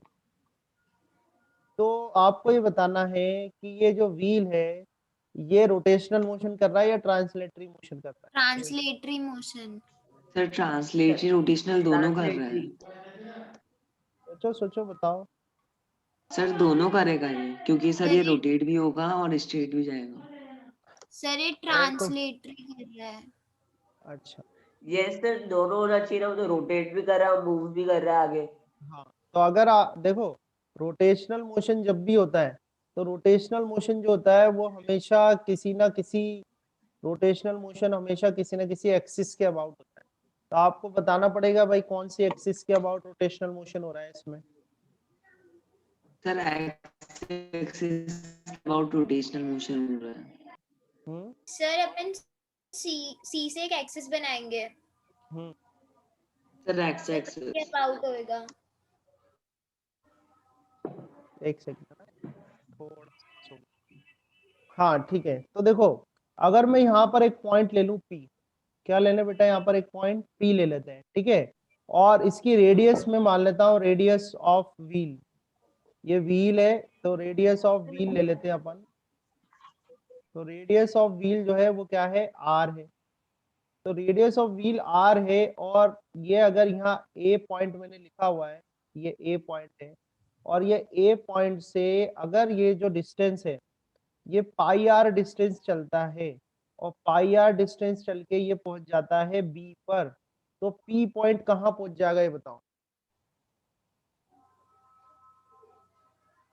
समझ में सर आया पी पॉइंट क्वेश्चन? बॉटम पे पहुंच जाएगा, पी सर पॉइंट कहाँ डायमीटर पहुंच के जाएगा नेक्स्ट भाई पे, बताओ? पी पॉइंट चल के कहाँ पहुंच जाएगा? ए पॉइंट पे। पी पॉइंट कुछ चल के यहाँ आ जाएगा, इस जगह आ जाएगा, नहीं आ जाएगा? यानी इस जगह अगर मैं ये व्हील बनाऊं तो ये व्हील कुछ इस तरह से बनेगा, देखना, वैसे तो मैं कोशिश कर रहा हूँ अच्छा सा बनाऊं। तो ये जो आपका पी पॉइंट है वो आ जाएगा इस जगह, ये जो पी पॉइंट था ना येलो से ही बनाते हैं, ये जो पी पॉइंट है कहाँ आ जाएगा? बॉटम पे आ जाएगा। आ जाएगा नहीं आ जाएगा? बोलो भाई, कोई Yes, दिक्कत है sir. क्या? आ रहा है समझ में? अब Yes, sir. अब एक और बार जब ये, अब इसको मैंने, इसको अपन ऐसा करते हैं पी क्यू आर कर देते हैं, क्योंकि सी सेंटर लिखा हुआ है ना मैंने, तो इसको मैं पी क्यू आर भी दे रखा है, क्या करूं, एक्स वाई जेड करता हूँ, इसको एक्स कर देता हूँ, इसको वाई कर देता हूँ, ठीक है। अब वापस से अगर ये पाई आर चलता है, वापस से अगर ये पाई आर चलता है और मान लो यहाँ पहुंच गया, तो आपका जो ये पी पॉइंट है ये कहाँ पहुंच जाएगा? सर अब नेक्स्ट पायर के उधर पहुंच जाएगा। यानी वापस वहीं पहुंच जाएगा जहां से चला था, यहाँ पर पहुंच जाएगा वापस, है कि नहीं? बोलो भाई, बोलते जाओ आप, जिससे मुझे पता लगे कि समझ में आ रहा है। बोलो। Yes, sir. अच्छा, तो ये जो पी पॉइंट है ये वापस घूम के क्या हो गया, इधर आ गया। तो मुझे बताओ कि जो पी पॉइंट है उसने इस सेंट्रल, जो सेंटर की एक्सिस है, सेंटर में एक्सिस कैसे, आपकी कॉपी, ये जो स्क्रीन दिख रही है इस स्क्रीन में अंदर से बाहर आपकी तरफ, जैसे गाड़ी का एक्सल होता है ना, गाड़ी का पहिया, ये एक्सल होता है यहाँ पर, तो इस एक्सल, ये एक्सल होता है यहाँ पे, ठीक है। तो उसी तरह से ये जो पी पॉइंट है वो इस एक्सिस के अबाउट, वो एक्सिस जो कि मान लो ये व्हील जो है वो डिस्क टाइप का है, व्हील क्या है, डिस्क टाइप का है, ठीक है। मैंने यहाँ पर एक आपके लिए रखा तो था कहीं इधर उधर, समझ रहे हो ना आप? डिस्क टाइप का मतलब जैसे गोल डिस्क है, तो ये जैसे मान लो ये डिस्क है, तो ये डिस्क से ये सेंटर जा, ये इस तरह का एक्सल होता है, समझ रहे हो बात को? ठीक सर है। व्हील रिंग भी तो हो सकती है। अरे अभी वो छोड़ो, अभी अपन कॉन्सेप्ट समझ रहे हैं, होने को तो कुछ भी हो जाएगा, अभी कॉन्सेप्ट समझ रहे हैं, जो मेन क्वेश्चन है उस पर ध्यान दो। तो मान लो डिस्क टाइप का है, डिस्क टाइप में, और यहाँ पर सेंटर से एक एक्सिस जा रही है जो कि इस प्लेन के परपेंडिकुलर है, ठीक है। तो ये जो पी पॉइंट है ये उस एक्सिस के अबाउट कैसा मोशन कर रहा है बताओ? पी कैसा मोशन कर रहा है? रोटेशनल कर रहा है कि ट्रांसलेटरी कर रहा है? Rotational motion. हाँ, तो मैं लिख सकता हूँ कि पॉइंट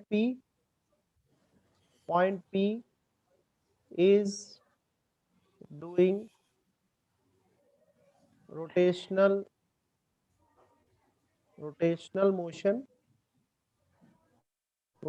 motion about दादा के लिए जा रहे हो या कुछ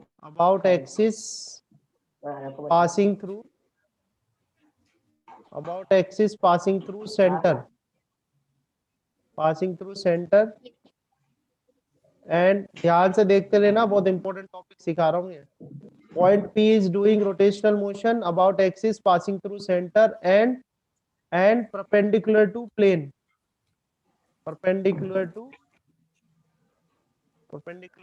plane of disk,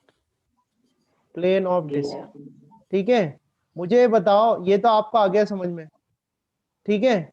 मुझे बताओ इस डिस्क में आप कहीं भी पार्टिकल ले लो, सारे के सारे पार्टिकल रोटेशनल मोशन करेंगे कि नहीं करेंगे? ये सर करेंगे सर।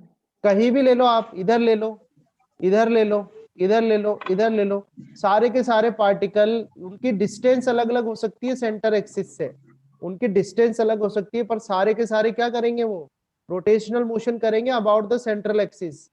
बोलो एंजल। लेकिन वो तो सर्कुलर करने चाहिए ना? क्या बेटा? सर्कुलर करने चाहिए ना? हाँ, तो यहाँ तो इसके फ्रेम में तो सर्कुलर ही करते जाएंगे वो, इसके फ्रेम में तो सर्कुलर ही चलेंगे ना, ठीक है। इसमें तो ऐसे घूमेंगे ना सारे। ये पी देखो ना, पी कैसा घुमा, पी मैंने आपको एक एग्जांपल बताया, पी के अलावा आप कोई सा भी दोनों हो पार्टिकल ले सकता है, लो। रोटेशनल मोशन एंड मतलब ट्रांसलेटरी मोशन। हाँ, वो अपन बात करेंगे, पर पहले मैं जो क्वेश्चन आपसे कर रहा हूँ वो क्वेश्चन तो देखो। ऑब्वियसली पी जो है जब P X से लेके Y तक आया तो P ने रोटेशन भी करा और ट्रांसलेटरी भी करा। देखो ना पाई आर डिस्टेंस कवर करी कि नहीं करी, उसने करी ना, ये इधर आया ना, ठीक है। तो अगर मैं कहूँ कि पहले ये इस जगह था अब इस जगह आ गया, तो वैसे देखा जाए तो डिस्प्लेसमेंट यहाँ से यहाँ तक की कितनी हो गई इसकी, शॉर्टेस्ट पाथ लेते हैं तो पाई आर हो ही गई। तो वो तो अपन बात करेंगे, पर मैं आपको वन बाय वन समझा रहा हूँ। मैं से कह रहा हूँ कि इस व्हील पर जो भी पार्टिकल होगा वो सारे के सारे रोटेशनल मोशन करेंगे या नहीं करेंगे, ये पूछ रहा हूँ इस एक्सिस के अबाउट। सर करेंगे। करेंगे ना। अच्छा ये बताओ कि जो C है इसका सेंटर है, अगर मैं इस डिस्क को रिजिड बॉडी मानूं तो इस रिजिड बॉडी का सेंटर ऑफ मास क्या होगा, ये बताओ कहां पर होगा। Sir in the centre. हाँ, क्योंकि ये तो एक सिमेट्रिकल शेप है, तो ये इसका सेंटर ऑफ मास हो गया। C पॉइंट जो हो गया वो क्या हो गया, सेंटर ऑफ मास। मुझे बताओ क्या ये centre of mass rotational motion कर रहा है क्या, ये सर कर रहा है। कर रहा है नहीं सर, कहाँ, सर ये सेंटर ऑफ मास नहीं कर रहा। ये तीन सेंटर ऑफ डायग्राम मास बनाए, नहीं कर तीन रहा। डायग्राम देखो आप, इन तीनों डायग्रामों में सी नहीं कर रहा। यहाँ पर भी सी यहाँ पर था, यहाँ पर भी सी यहाँ पर था। सेंटर ऑफ मास को छोड़ के कोई भी पार्टिकल आप ले लो, सारे के सारे रोटेशनल मोशन भी कर रहे होंगे, ट्रांसलेटरी तो कर ही रहे, रोटेशनल भी कर रहे होंगे, ठीक है। पर जो सेंटर ऑफ मास है, सेंटर ऑफ मास क्या रोटेशनल मोशन कर रहा है, ये बताओ। No sir No. नहीं कर रहा है। नहीं कर रहा। No centre of sir, mass की वेलोसिटी पहले ऐसी करेगा थी। ना सर। अरे आप यहाँ देखो ना, कहाँ दिख रहा है आपको घूमता हुआ, ये तो पहले भी यहाँ था, नहीं सर, नहीं दिख रहा। फिर ये तो पहले भी यहाँ था, अभी भी यहाँ पर है, और अभी भी यहाँ पर है। तो अगर मैं VC लिखूं, VC मतलब velocity of centre of mass लिखूं, तो आप यहाँ क्लियरली देखो कि जो सेंटर ऑफ मास है वो कौन सा मोशन कर रहा है, कौन सा मोशन कर रहा है सेंटर ऑफ मास, देख के बताओ। Translatory motion. ट्रांसलेटरी। वेलोसिटी की अभी वेलोसिटी लिख दूंगा बाद में, अभी तो मैं यही समझा रहा हूँ। तो ये जो है ये क्या कर रहा है, मैं यहाँ इसको भी मैं पॉइंट आउट कर देता हूँ कि centre of mass doing only center of mass doing only translatory motion, translatory motion. पहली बात तो ये है, चीजों को ध्यान से समझना, टॉपिक अच्छा है, आगे की क्लासों के टॉपिक है, और इसने बोला था अर्शित ने, इसलिए मैं बता रहा हूँ आपको। अब ये बात समझ में आ गई। अभी मैंने एक पार्टिकल की बात करी, इस पार्टिकल की बात करी, मैंने सेंटर ऑफ मास की बात करी। अगर मैं इस पूरे व्हील की बात करूं या मैं इस पूरी डिस्क की बात करूं, तो डिस्क कौन कौन से मोशन कर रही है बताओ। सर डिस्क सर ट्रांसलेट मतलब ट्रांसलेटरी मोशन कर रही है और रोटेटरी मोशन, हाँ, रोटेशनल मोशन कर ट्रांसलेटरी रही भी है। कर रही है और प्लस रोटेशनल भी कर रही है। समझ में आ रहा है, ट्रांसलेटरी भी कर रही है और रोटेशनल भी कर रही है। तो मैं आपसे पूछूं क्या ये अब मैं समझाता हूँ कि जो वर्ड जो मैंने बोला था प्योर, प्योर मतलब होता है कि कोई बॉडी सिर्फ और सिर्फ रोटेशनल मोशन कर रही है और ट्रांसलेटरी नहीं कर रही, तो उसको बोलते हैं प्योर रोटेशनल मोशन। क्या बोलते हैं, प्योर रोटेशनल मोशन। समझ में आ गया, कोई बॉडी ओनली ट्रांसलेटरी एक और मोशन। बात रिपीट कर दीजिए सर। हाँ, यहाँ देख लो कि अगर मैंने आपसे पूछा कि कोई डिस्क पर कोई पार्टिकल है, नहीं, ये आ गया सर समझ में, मेरे को ये चीज समझ में ये नहीं, वाला, प्योर रोटेशन आपने क्या बोला। हाँ इसमें लिखा हुआ है कि ये जो डिस्क है ना, या ये जो व्हील है जिसको अपन ने डिस्क माना है, तो ये जो है कौन कौन से मोशन कर रही है, ये पूरी डिस्क जो है वो ट्रांसलेटरी और रोटेशनल मोशन कर रही है, ठीक है। तो अगर कोई भी ऑब्जेक्ट या कोई भी बॉडी सिर्फ रोटेशनल मोशन करती है और ट्रांसलेटरी नहीं करती, जैसे कि ये फैन है, ये फैन ओनली रोटेशनल मोशन कर रहा है पर ट्रांसलेटरी नहीं कर रहा, तो इसको बोलते हैं प्योर रोटेशनल मोशन। क्या बोलेंगे, प्योर रोटेशनल मोशन। अब प्योर ये रोटेशन। जैसे कार है, ये इस कार की बात की जाए तो ये कार, हम कार की बात कर रहे हैं, वर्ड ध्यान रखना। तो ये कार जो है ये ट्रांसलेटरी मोशन कर रही है, ये कार का रोटेशनल मोशन नहीं हो रहा। सर तो ये मतलब रोटेशनल मोशन, मतलब वो प्योर रोटेशनल वो होता है जिसमें क्या ट्रांसलेटरी या रोटेशनल में से एक ही होएगा, है ना। एक ही नहीं होगा, सिर्फ रोटेशनल ही होगा, एक अच्छा ही नहीं होगा, सिर्फ रोटेशनल ही होगा, ठीक है। तो सिर्फ रोटेशनल मोशन है, कोई ट्रांसलेटरी मोशन नहीं है, तो उसको बोलते हैं प्योर रोटेशनल। सिर्फ ट्रांसलेटरी है, कोई रोटेशनल नहीं है, तो बोलेंगे प्योर ट्रांसलेटरी मोशन। और अगर ट्रांसलेटरी और रोटेशनल दोनों है तो उसको क्या बोलते हैं अपन, क्या बोलेंगे, अनप्योर रोलिंग। उसको बोलेंगे रोलिंग मोशन, यूनिक। ठीक है। या Yes, हम ये sir. कह सकते हैं अनप्योर भी कह सकते हैं, बिल्कुल कह सकते हो। पर आप फिर कहोगे कि भाई अनप्योर रोटेशनल है या अनप्योर ट्रांसलेटरी है, तो वो एक कहने की बातें हैं। जो इम्पोर्टेंट है वो मैं आपको, जो ज्यादा वैलिड है वो मैं आपको बता रहा हूँ। ओनली सर रोटेशनल है अगर तो ये प्योर दोनों होंगे तो रोटेशनल, रोलिंग ओनली कहेंगे। ट्रांसलेटरी है तो प्योर ट्रांसलेटरी, और अगर ट्रांसलेटरी और रोटेशनल दोनों हैं तो उसको बोलते हैं रोलिंग मोशन। क्या बोलते हैं उसको? Rolling motion. रोलिंग समझ में आई बात? यस ठीक है, तो समझ में आया रोलिंग Yes, मोशन क्या होता है? ये रोलिंग मोशन का एग्जांपल है। रोलिंग मोशन यस मतलब कोई भी बॉडी जो है वो Sir, ट्रांसलेटरी मोशन कर रही है, सर और साथ साथ में जो है ट्रांसलेटरी के साथ में क्या कर रही है? रोटेशनल मोशन भी कर रही है, तो उसको बोलते हैं रोलिंग मोशन। चलो पूछ लो जो करना है, पूछो। सर प्योर Sir, रोलिंग किसको कहेंगे फिर? प्योर रोलिंग अभी आएगा, मैं बताऊंगा, इसके बाद बताऊंगा, रुक जाओ। तो आपने जहां से स्टडी करा वहां समझ में नहीं आया आपको प्योर रोलिंग क्या होता है? सर प्योर रोलिंग वो होगा जो ट्रांसलेटरी नहीं नहीं, प्लस रोटेशनल आप होगा। नहीं नहीं, अभी आप नहीं, आपको आइडिया नहीं है, अभी आपने पढ़ाए वो बताया नहीं है ना अभी तक। मैं तो हर्षित से कह रहा हूँ, क्या सर हर्षित ने जहाँ पे वर्ड पढ़ा है प्योर रोलिंग, वहां समझ में आया कि नहीं आया? मैम सर मैंने उसको ठीक से नहीं समझा था। तो अभी ठीक से समझ लो जो मैं बताता जा रहा हूँ step by step. Yes sir ये तो बहुत इजीली मैं समझ उस आ पर गया। भी आऊंगा।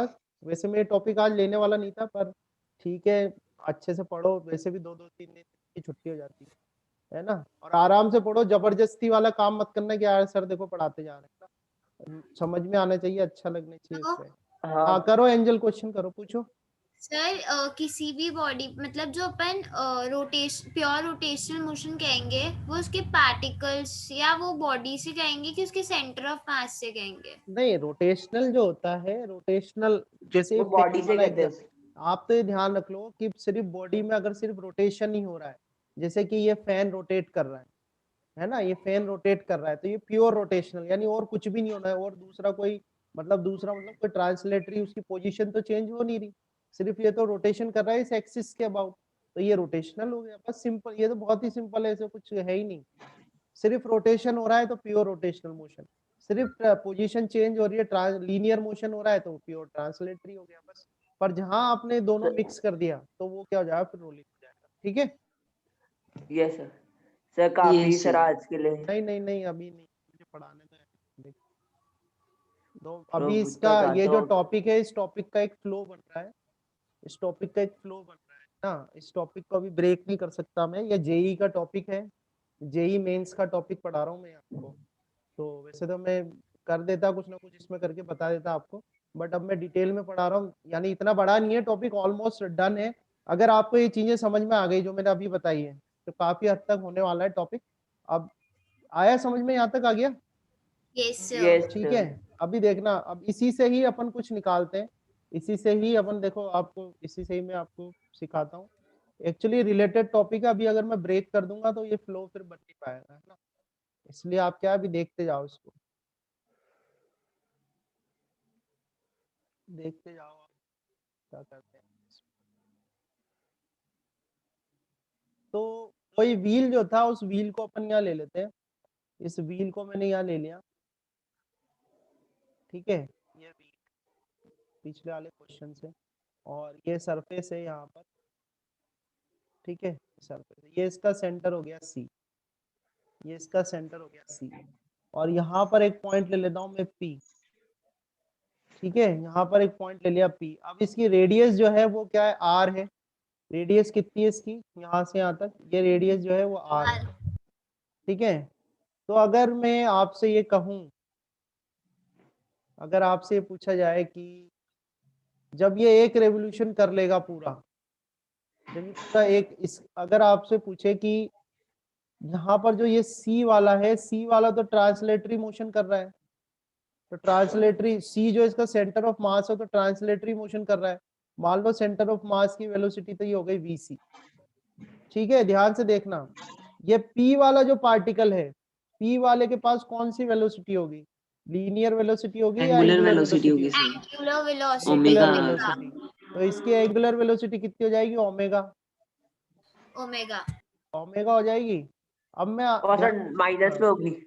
अरे अभी माइनस प्लस छोड़ो आप, जो अभी देखो आप, है ना, अभी माइनस प्लस नहीं है, ओमेगा हो गई इसकी एंगुलर वेलोसिटी।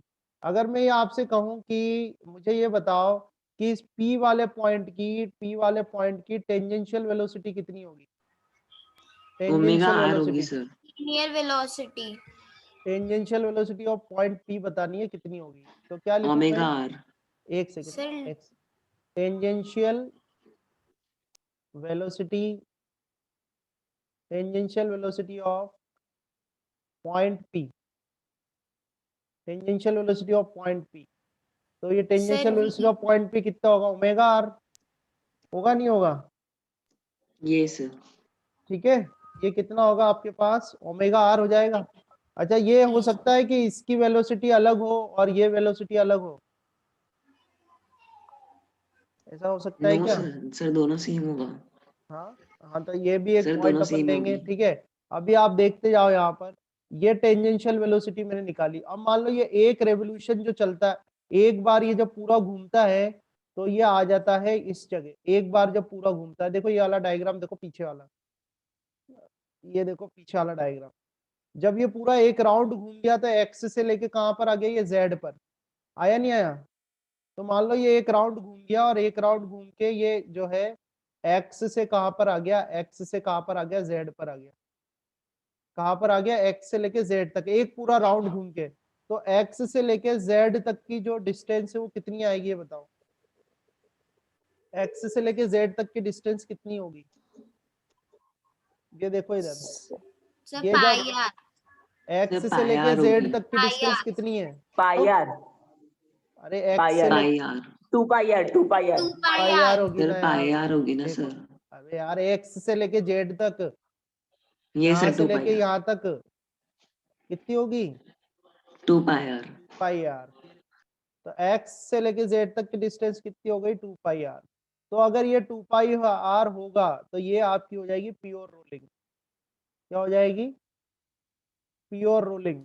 Pure rolling. ठीक है, और अगर ये जो डिस्टेंस है एक्स जेड, अगर ये अभी देखते जाना आप, ये जो डिस्टेंस है एक्स जेड, ये एक्स जेड अगर लेस देन 2 पाई आर हो, या जो एक्स जेड है वो ग्रेटर देन 2 पाई आर हो, तो जो रोलिंग हो रही है आपकी वो क्या हो जाएगी? आपकी क्या बोलेंगे? Unpure rolling.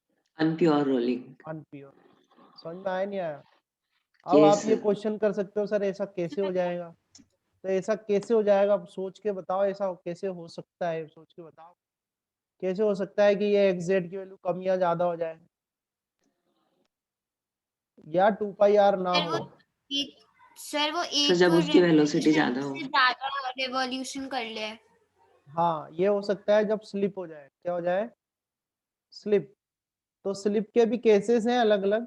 ठीक है, स्लिप के भी केसेस है, वो एक अलग बात है। पर अभी जो है वो समझ में आ रही है आपको बात?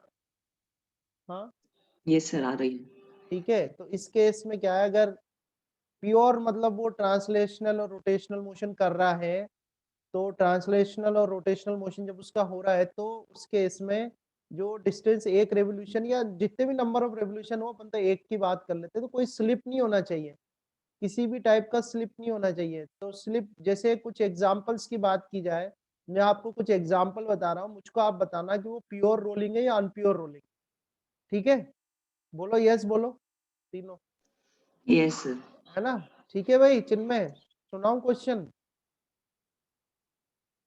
बोलो, आ रही है वॉइस, आ रही है मेरी? क्वेश्चन पूछूं? देखो, यस मान लो एक सर। कार है, एक कार है, बहुत तेज स्पीड में जा रही है, और बहुत तेज स्पीड में जा रही है, सडनली ब्रेक लगा दिए, तो ये प्योर रोलिंग है कि अनप्योर रोलिंग है? ब्रेक अनप्योर लगाने के रोलिंग बाद, होगी सर। ब्रेक लगाने के बाद अनप्योर रोलिंग। क्या हो जाएगी? ये अनप्योर रोलिंग हो अनप्योर। जाएगी, बिकॉज जैसे ही ब्रेक लगाओगे तो जो कार है वो कार के टायर क्या करेंगे? रुक जाएंगे और स्किड करेंगे। स्किड करेंगे मतलब वो ट्रांसलेटरी मोशन करेंगे, फिर वहां पर ट्रांसलेटरी प्लस रोटेशनल नहीं होगा, और ट्रांसलेटरी प्लस रोटेशनल ही रोलिंग है, तो ये क्या हो जाएगी? अनप्योर रोलिंग हो जाएगी फिर। ठीक है, अच्छा, एक और एग्जांपल है दूसरा, कि सैंड है, कभी कभी देखा होगा आपने, कार जो होती है वो कीचड़ वगैरह में फंस जाती है, या मान लो कोई सैंड में कार फंस गई और ड्राइवर जो है उसको स्पीड दे रहा है, तो इस केस में ये प्योर रोलिंग है कि अनप्योर रोलिंग है? Sir unpure. अनप्योर। क्या होगी? ये अनप्योर रोलिंग, क्योंकि कोई यस ट्रांसलेटरी सर। हाँ, क्योंकि कोई ट्रांसलेटरी मोशन नहीं होगा और कोई ट्रांसलेटरी मोशन ना होगा, ओनली रोटेशनल मोशन ही हो रहा होगा वहां पे, तो ये क्या हो जाएगी आपकी अनप्योर रोलिंग हो जाएगी। समझ में आई बात? ठीक है, यस यस सर। सर। आ गया समझ में आपको यहाँ तक? ठीक है, अब मैं एक छोटा सा लास्ट टॉपिक ले रहा हूँ, उसको फिनिश करेंगे। अगर जैसे आपसे पूछूं कि एक एम मास की बॉडी है और एम मास की बॉडी है, वी वेलोसिटी से चल रही है, तो इसका काइनेटिक एनर्जी का फॉर्मूला क्या होगा? Half mv square. Half M V mv square. Square, ठीक है, स्क्वायर। mv square. अगर मैं आपसे कहूं कि एक डिस्क है, उसकी जो एंगुलर वेलोसिटी है वो ओमेगा है और उसका मोमेंट ऑफ इनर्शिया आई है, तो इसकी काइनेटिक एनर्जी कितनी होगी बताओ? हाफ सब मतलब half half I moment of half inertia half I omega omega square. Square. Omega very square. Good. तो ये क्या होगा? हाफ आई ओमेगा स्क्वायर होगा। तो ये तो कहलाता है ट्रांसलेटरी काइनेटिक एनर्जी और ये कहलाता है rotational kinetic energy.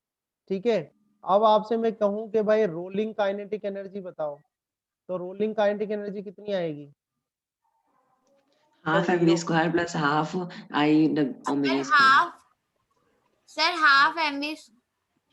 Sir E T दोनों प्लस का ई सम आर। कर दूं ना, यस सर। इन दोनों का सम कर दूं तो E T plus E R कर दूं।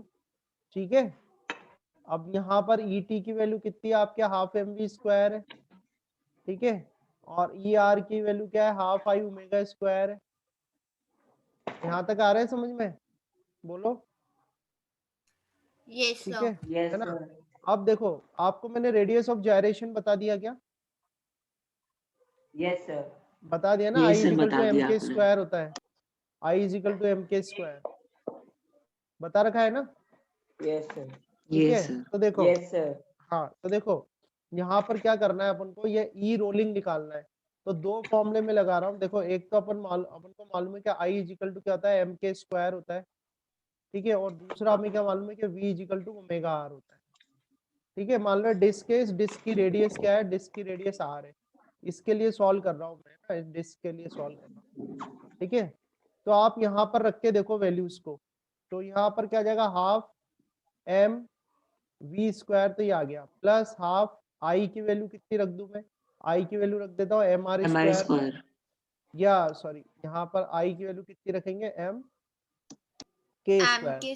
हाँ, आंसर अपन एम को के रेडियस ऑफ सर के जायरेशन क्यों में रखे? लाना है, रेडियस ऑफ जायरेशन में लाना है। ठीक है, आई इजिकल टू कितना रख दिया? एम के स्क्वायर, और ये आ गया अपने पास ओमेगा। ओमेगा की वैल्यू कितनी रखूं यहाँ से? देखो, ओमेगा इजिकल टू वी कितना रखूंगा? Upon R. V upon are.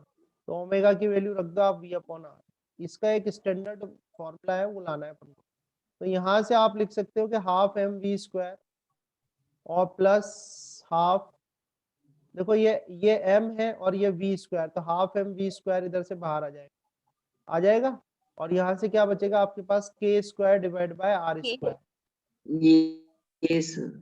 ठीक है, अब यहाँ से मैं आपको फॉर्मूला बताता हूँ। ई काइनेटिक एनर्जी निकाल रहे हैं अपन रोलिंग के लिए। क्या निकाल रहे हैं? काइनेटिक एनर्जी निकाल रहे हैं रोलिंग के लिए।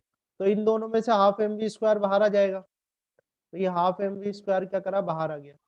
तो अंदर क्या बचेगा आपके पास? 1 plus K square divide 1 by plus K square upon R square. R square. तो ये एक इम्पोर्टेंट फॉर्मूला है जो अपन को याद रखना है।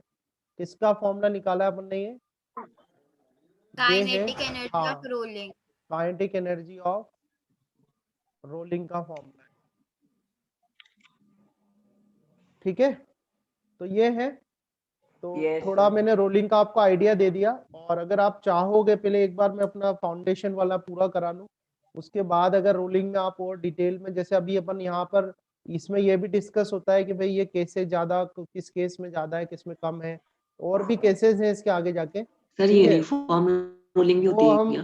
बाद में, नहीं, ये प्योर और अनप्योर, फिर बाद में ये डिटेल टॉपिक है, जेई में काफी लंबा टॉपिक है ये, अभी तो मैं डिस्कस नहीं कर रहा, बाद में अगर चाहिए होगा आपको तो बता दूंगा। अभी हमने जो मेन टॉपिक अभी स्टडी करें आज, ठीक है, एक तो ये है एंगुलर मोमेंटम कंजर्वेशन, एक ये वाला हो गया, एक ये। ठीक है, तो ये आप अच्छे से स्टडी कर लेना।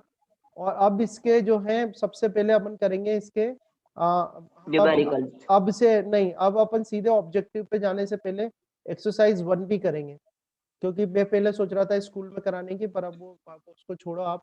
तो यानी अब इस ये तो खैर कराते ही क्या मैं स्कूल में, पर मैं जो चैप्टर अपने स्कूल वाले हैं सर आप उनमें एक्सरसाइज 1 स्कूल में क्यों नहीं करा रहे? वो छोड़ो, अभी तो अभी सुनो आप, इसकी एक्सरसाइज 1 कराऊंगा मैं नेक्स्ट क्लास में, ठीक है। एक्सरसाइज 1 कराऊंगा। एक्सरसाइज 1 में जो हम करेंगे वो फिल इन द ब्लैंक्स करेंगे, फिल इन द ब्लैंक्स के बाद ट्रू फॉल्स करेंगे, और ट्रू फॉल्स के बाद वन सेंटेंस करेंगे, ठीक है।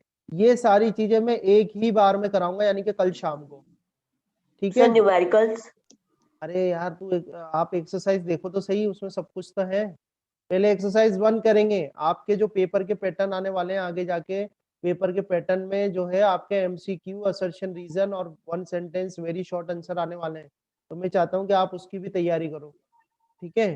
तो यस अपन सर। सबसे पहले ये करेंगे, पर ये ध्यान रखना कि ये एक ही बार में करेंगे, अपन बार बार नहीं बैठेंगे करने के लिए, एक ही स्ट्रोक में करेंगे। तो आपको क्या करना है, अभी से आप इसके क्वेश्चन वोश्चन थोड़े बहुत करने स्टार्ट कर दो। वैसे तो मैंने पहले ही दे रखा था, कुछ तो कर ही रखे होंगे आपने। तो कल की जो क्लास है, कल की क्लास में अपन ये कर लेंगे, एक्सरसाइज 1 इतना कराऊंगा मैं एक्सरसाइज 1 का, ठीक है। बाकी तो लॉन्ग आंसर टाइप और शॉर्ट आंसर होता आप देख लेना। फिर उसके बाद अपन करेंगे एक्सरसाइज 2, ठीक है। फिर एक्सरसाइज 2 देखते हैं, संडे मंडे जब भी हो जाती है एक्सरसाइज 2, तो उसमें थोड़ा टाइम लगेगा। तो समझ में आया नहीं आया? तो ये चैप्टर का Yes, रिवीजन sir. स्टार्ट कर दो आप, ठीक है। क्वेश्चंस इसमें बहुत है, इस चैप्टर में बहुत न्यूमेरिकल है, बहुत मतलब बहुत तगड़ा चैप्टर है ये, जितने कराओ उतने कम है। तो अपन थोड़ा खुद को कंट्रोल करते हुए अपना जो पैटर्न चलता आ रहा है, अपन उसी के अकॉर्डिंग जो है वही क्वेश्चन अभी तो करेंगे, ठीक है भाई। yes ये Yes, है sir. तो सर ये आप एंगुलर इम्पल्स भी पढ़ाओगे क्या? अरे सब इसी से ही आ जाता है। अब एंगुलर वो जो आप टॉपिक्स बात कर रहे हो ना, वो एक्चुअली जेई के टॉपिक है। मैं आपको क्या कह रहा हूँ, ये चैप्टर जो है वो बहुत वास्ट है, बहुत वास्ट। आप पूरा जो बुक बनती है ना रोटेशनल मोशन, वो आप एक चैप्टर में पढ़ने की बात कर रहे हो, तो ये तो बहुत वास्ट चीज है। कई तरीके के क्वेश्चन है इसके अंदर, वो अपन को अपनी स्टडी थोड़ी लिमिटेड रखनी पड़ेगी, जो अपना सर टारगेट है एंगुलर उसको लेते इम्पल्स हुए। अपन लीनियर इम्पल्स से बना सकते हैं ना बिल्कुल, फॉर्मूला? आप सारे सब उससे बना सकते हो। देखो आई इजिकल टू क्या होता है, इम्पल्स का फॉर्मूला क्या होता है, I is equal to force into time होता है। I is equals to delta P. हाँ, तो वहाँ आप टॉर्क रख के दे, वो टॉर्क से कर लो आप। पर वहाँ देखो, ये जो सब्जेक्ट है ना, ये मैंने वैसे इंजीनियरिंग में मेरे वाइब्रेशन इंजीनियरिंग एक सब्जेक्ट था, उसमें मैंने ये पूरा बुक पढ़ रखी है अलग से, वाइब्रेशन इंजीनियरिंग की। जो ये क्वेश्चन जहाँ से सोच के कह रहा है ना कि कोई रॉड है, उस रॉड से वो रॉड वाइब्रेट कर रही है और उसको आप उसको पानी में डिप कर दो, या कोई बॉल है उसको करो, तो मोशन उसका रजिस्ट हो जाता है, टैप्ड हो जाता है। वहां पर ये सारे फॉर्मूले वहां पर यूज किए हुए हैं। तो चीजें बहुत हैं, पर आप जिस हिसाब से अभी जितना मैं आपको मोल्ड कर रहा हूँ चीजों के लिए, अभी उसी को स्टेप बाय स्टेप लो, ताकि कोई ज्यादा आपको फटीक टाइप का नहीं लगे कि यार ये तो बहुत चीजें ऐसी हो रही है, ठीक है। और स्पेशली ये वाला चैप्टर और ऑस्किलेशन एंड वेव जो चैप्टर है वो, ये दो चैप्टर जो है बहुत वास्ट चैप्टर है ना। तो करेंगे अपन डिस्कस, पर अभी तो ये जितना मैंने करा दिया इसको आप तैयार कर लो, ताकि जब मैं क्वेश्चंस कराऊं तो उसके आंसर कर पाओ आप, ठीक है ना। वो भी कर लेंगे, Yes, sir. अब जुड़े रहोगे तो आगे जाके वो भी चीजें हुई, ठीक है फिर, है ना। तो इसको करो yes sir। Yes, sir. Notes में भी, ठीक है। थैंक यू कल सर। कल एक्सरसाइज Thank करेंगे, you, sir. एक्सरसाइज 1 थोड़े देख के रखना क्वेश्चन, ऐसा ना हो कि सारे कराने पड़ yes जाए, sir। ठीक है। thank you sir। ओके।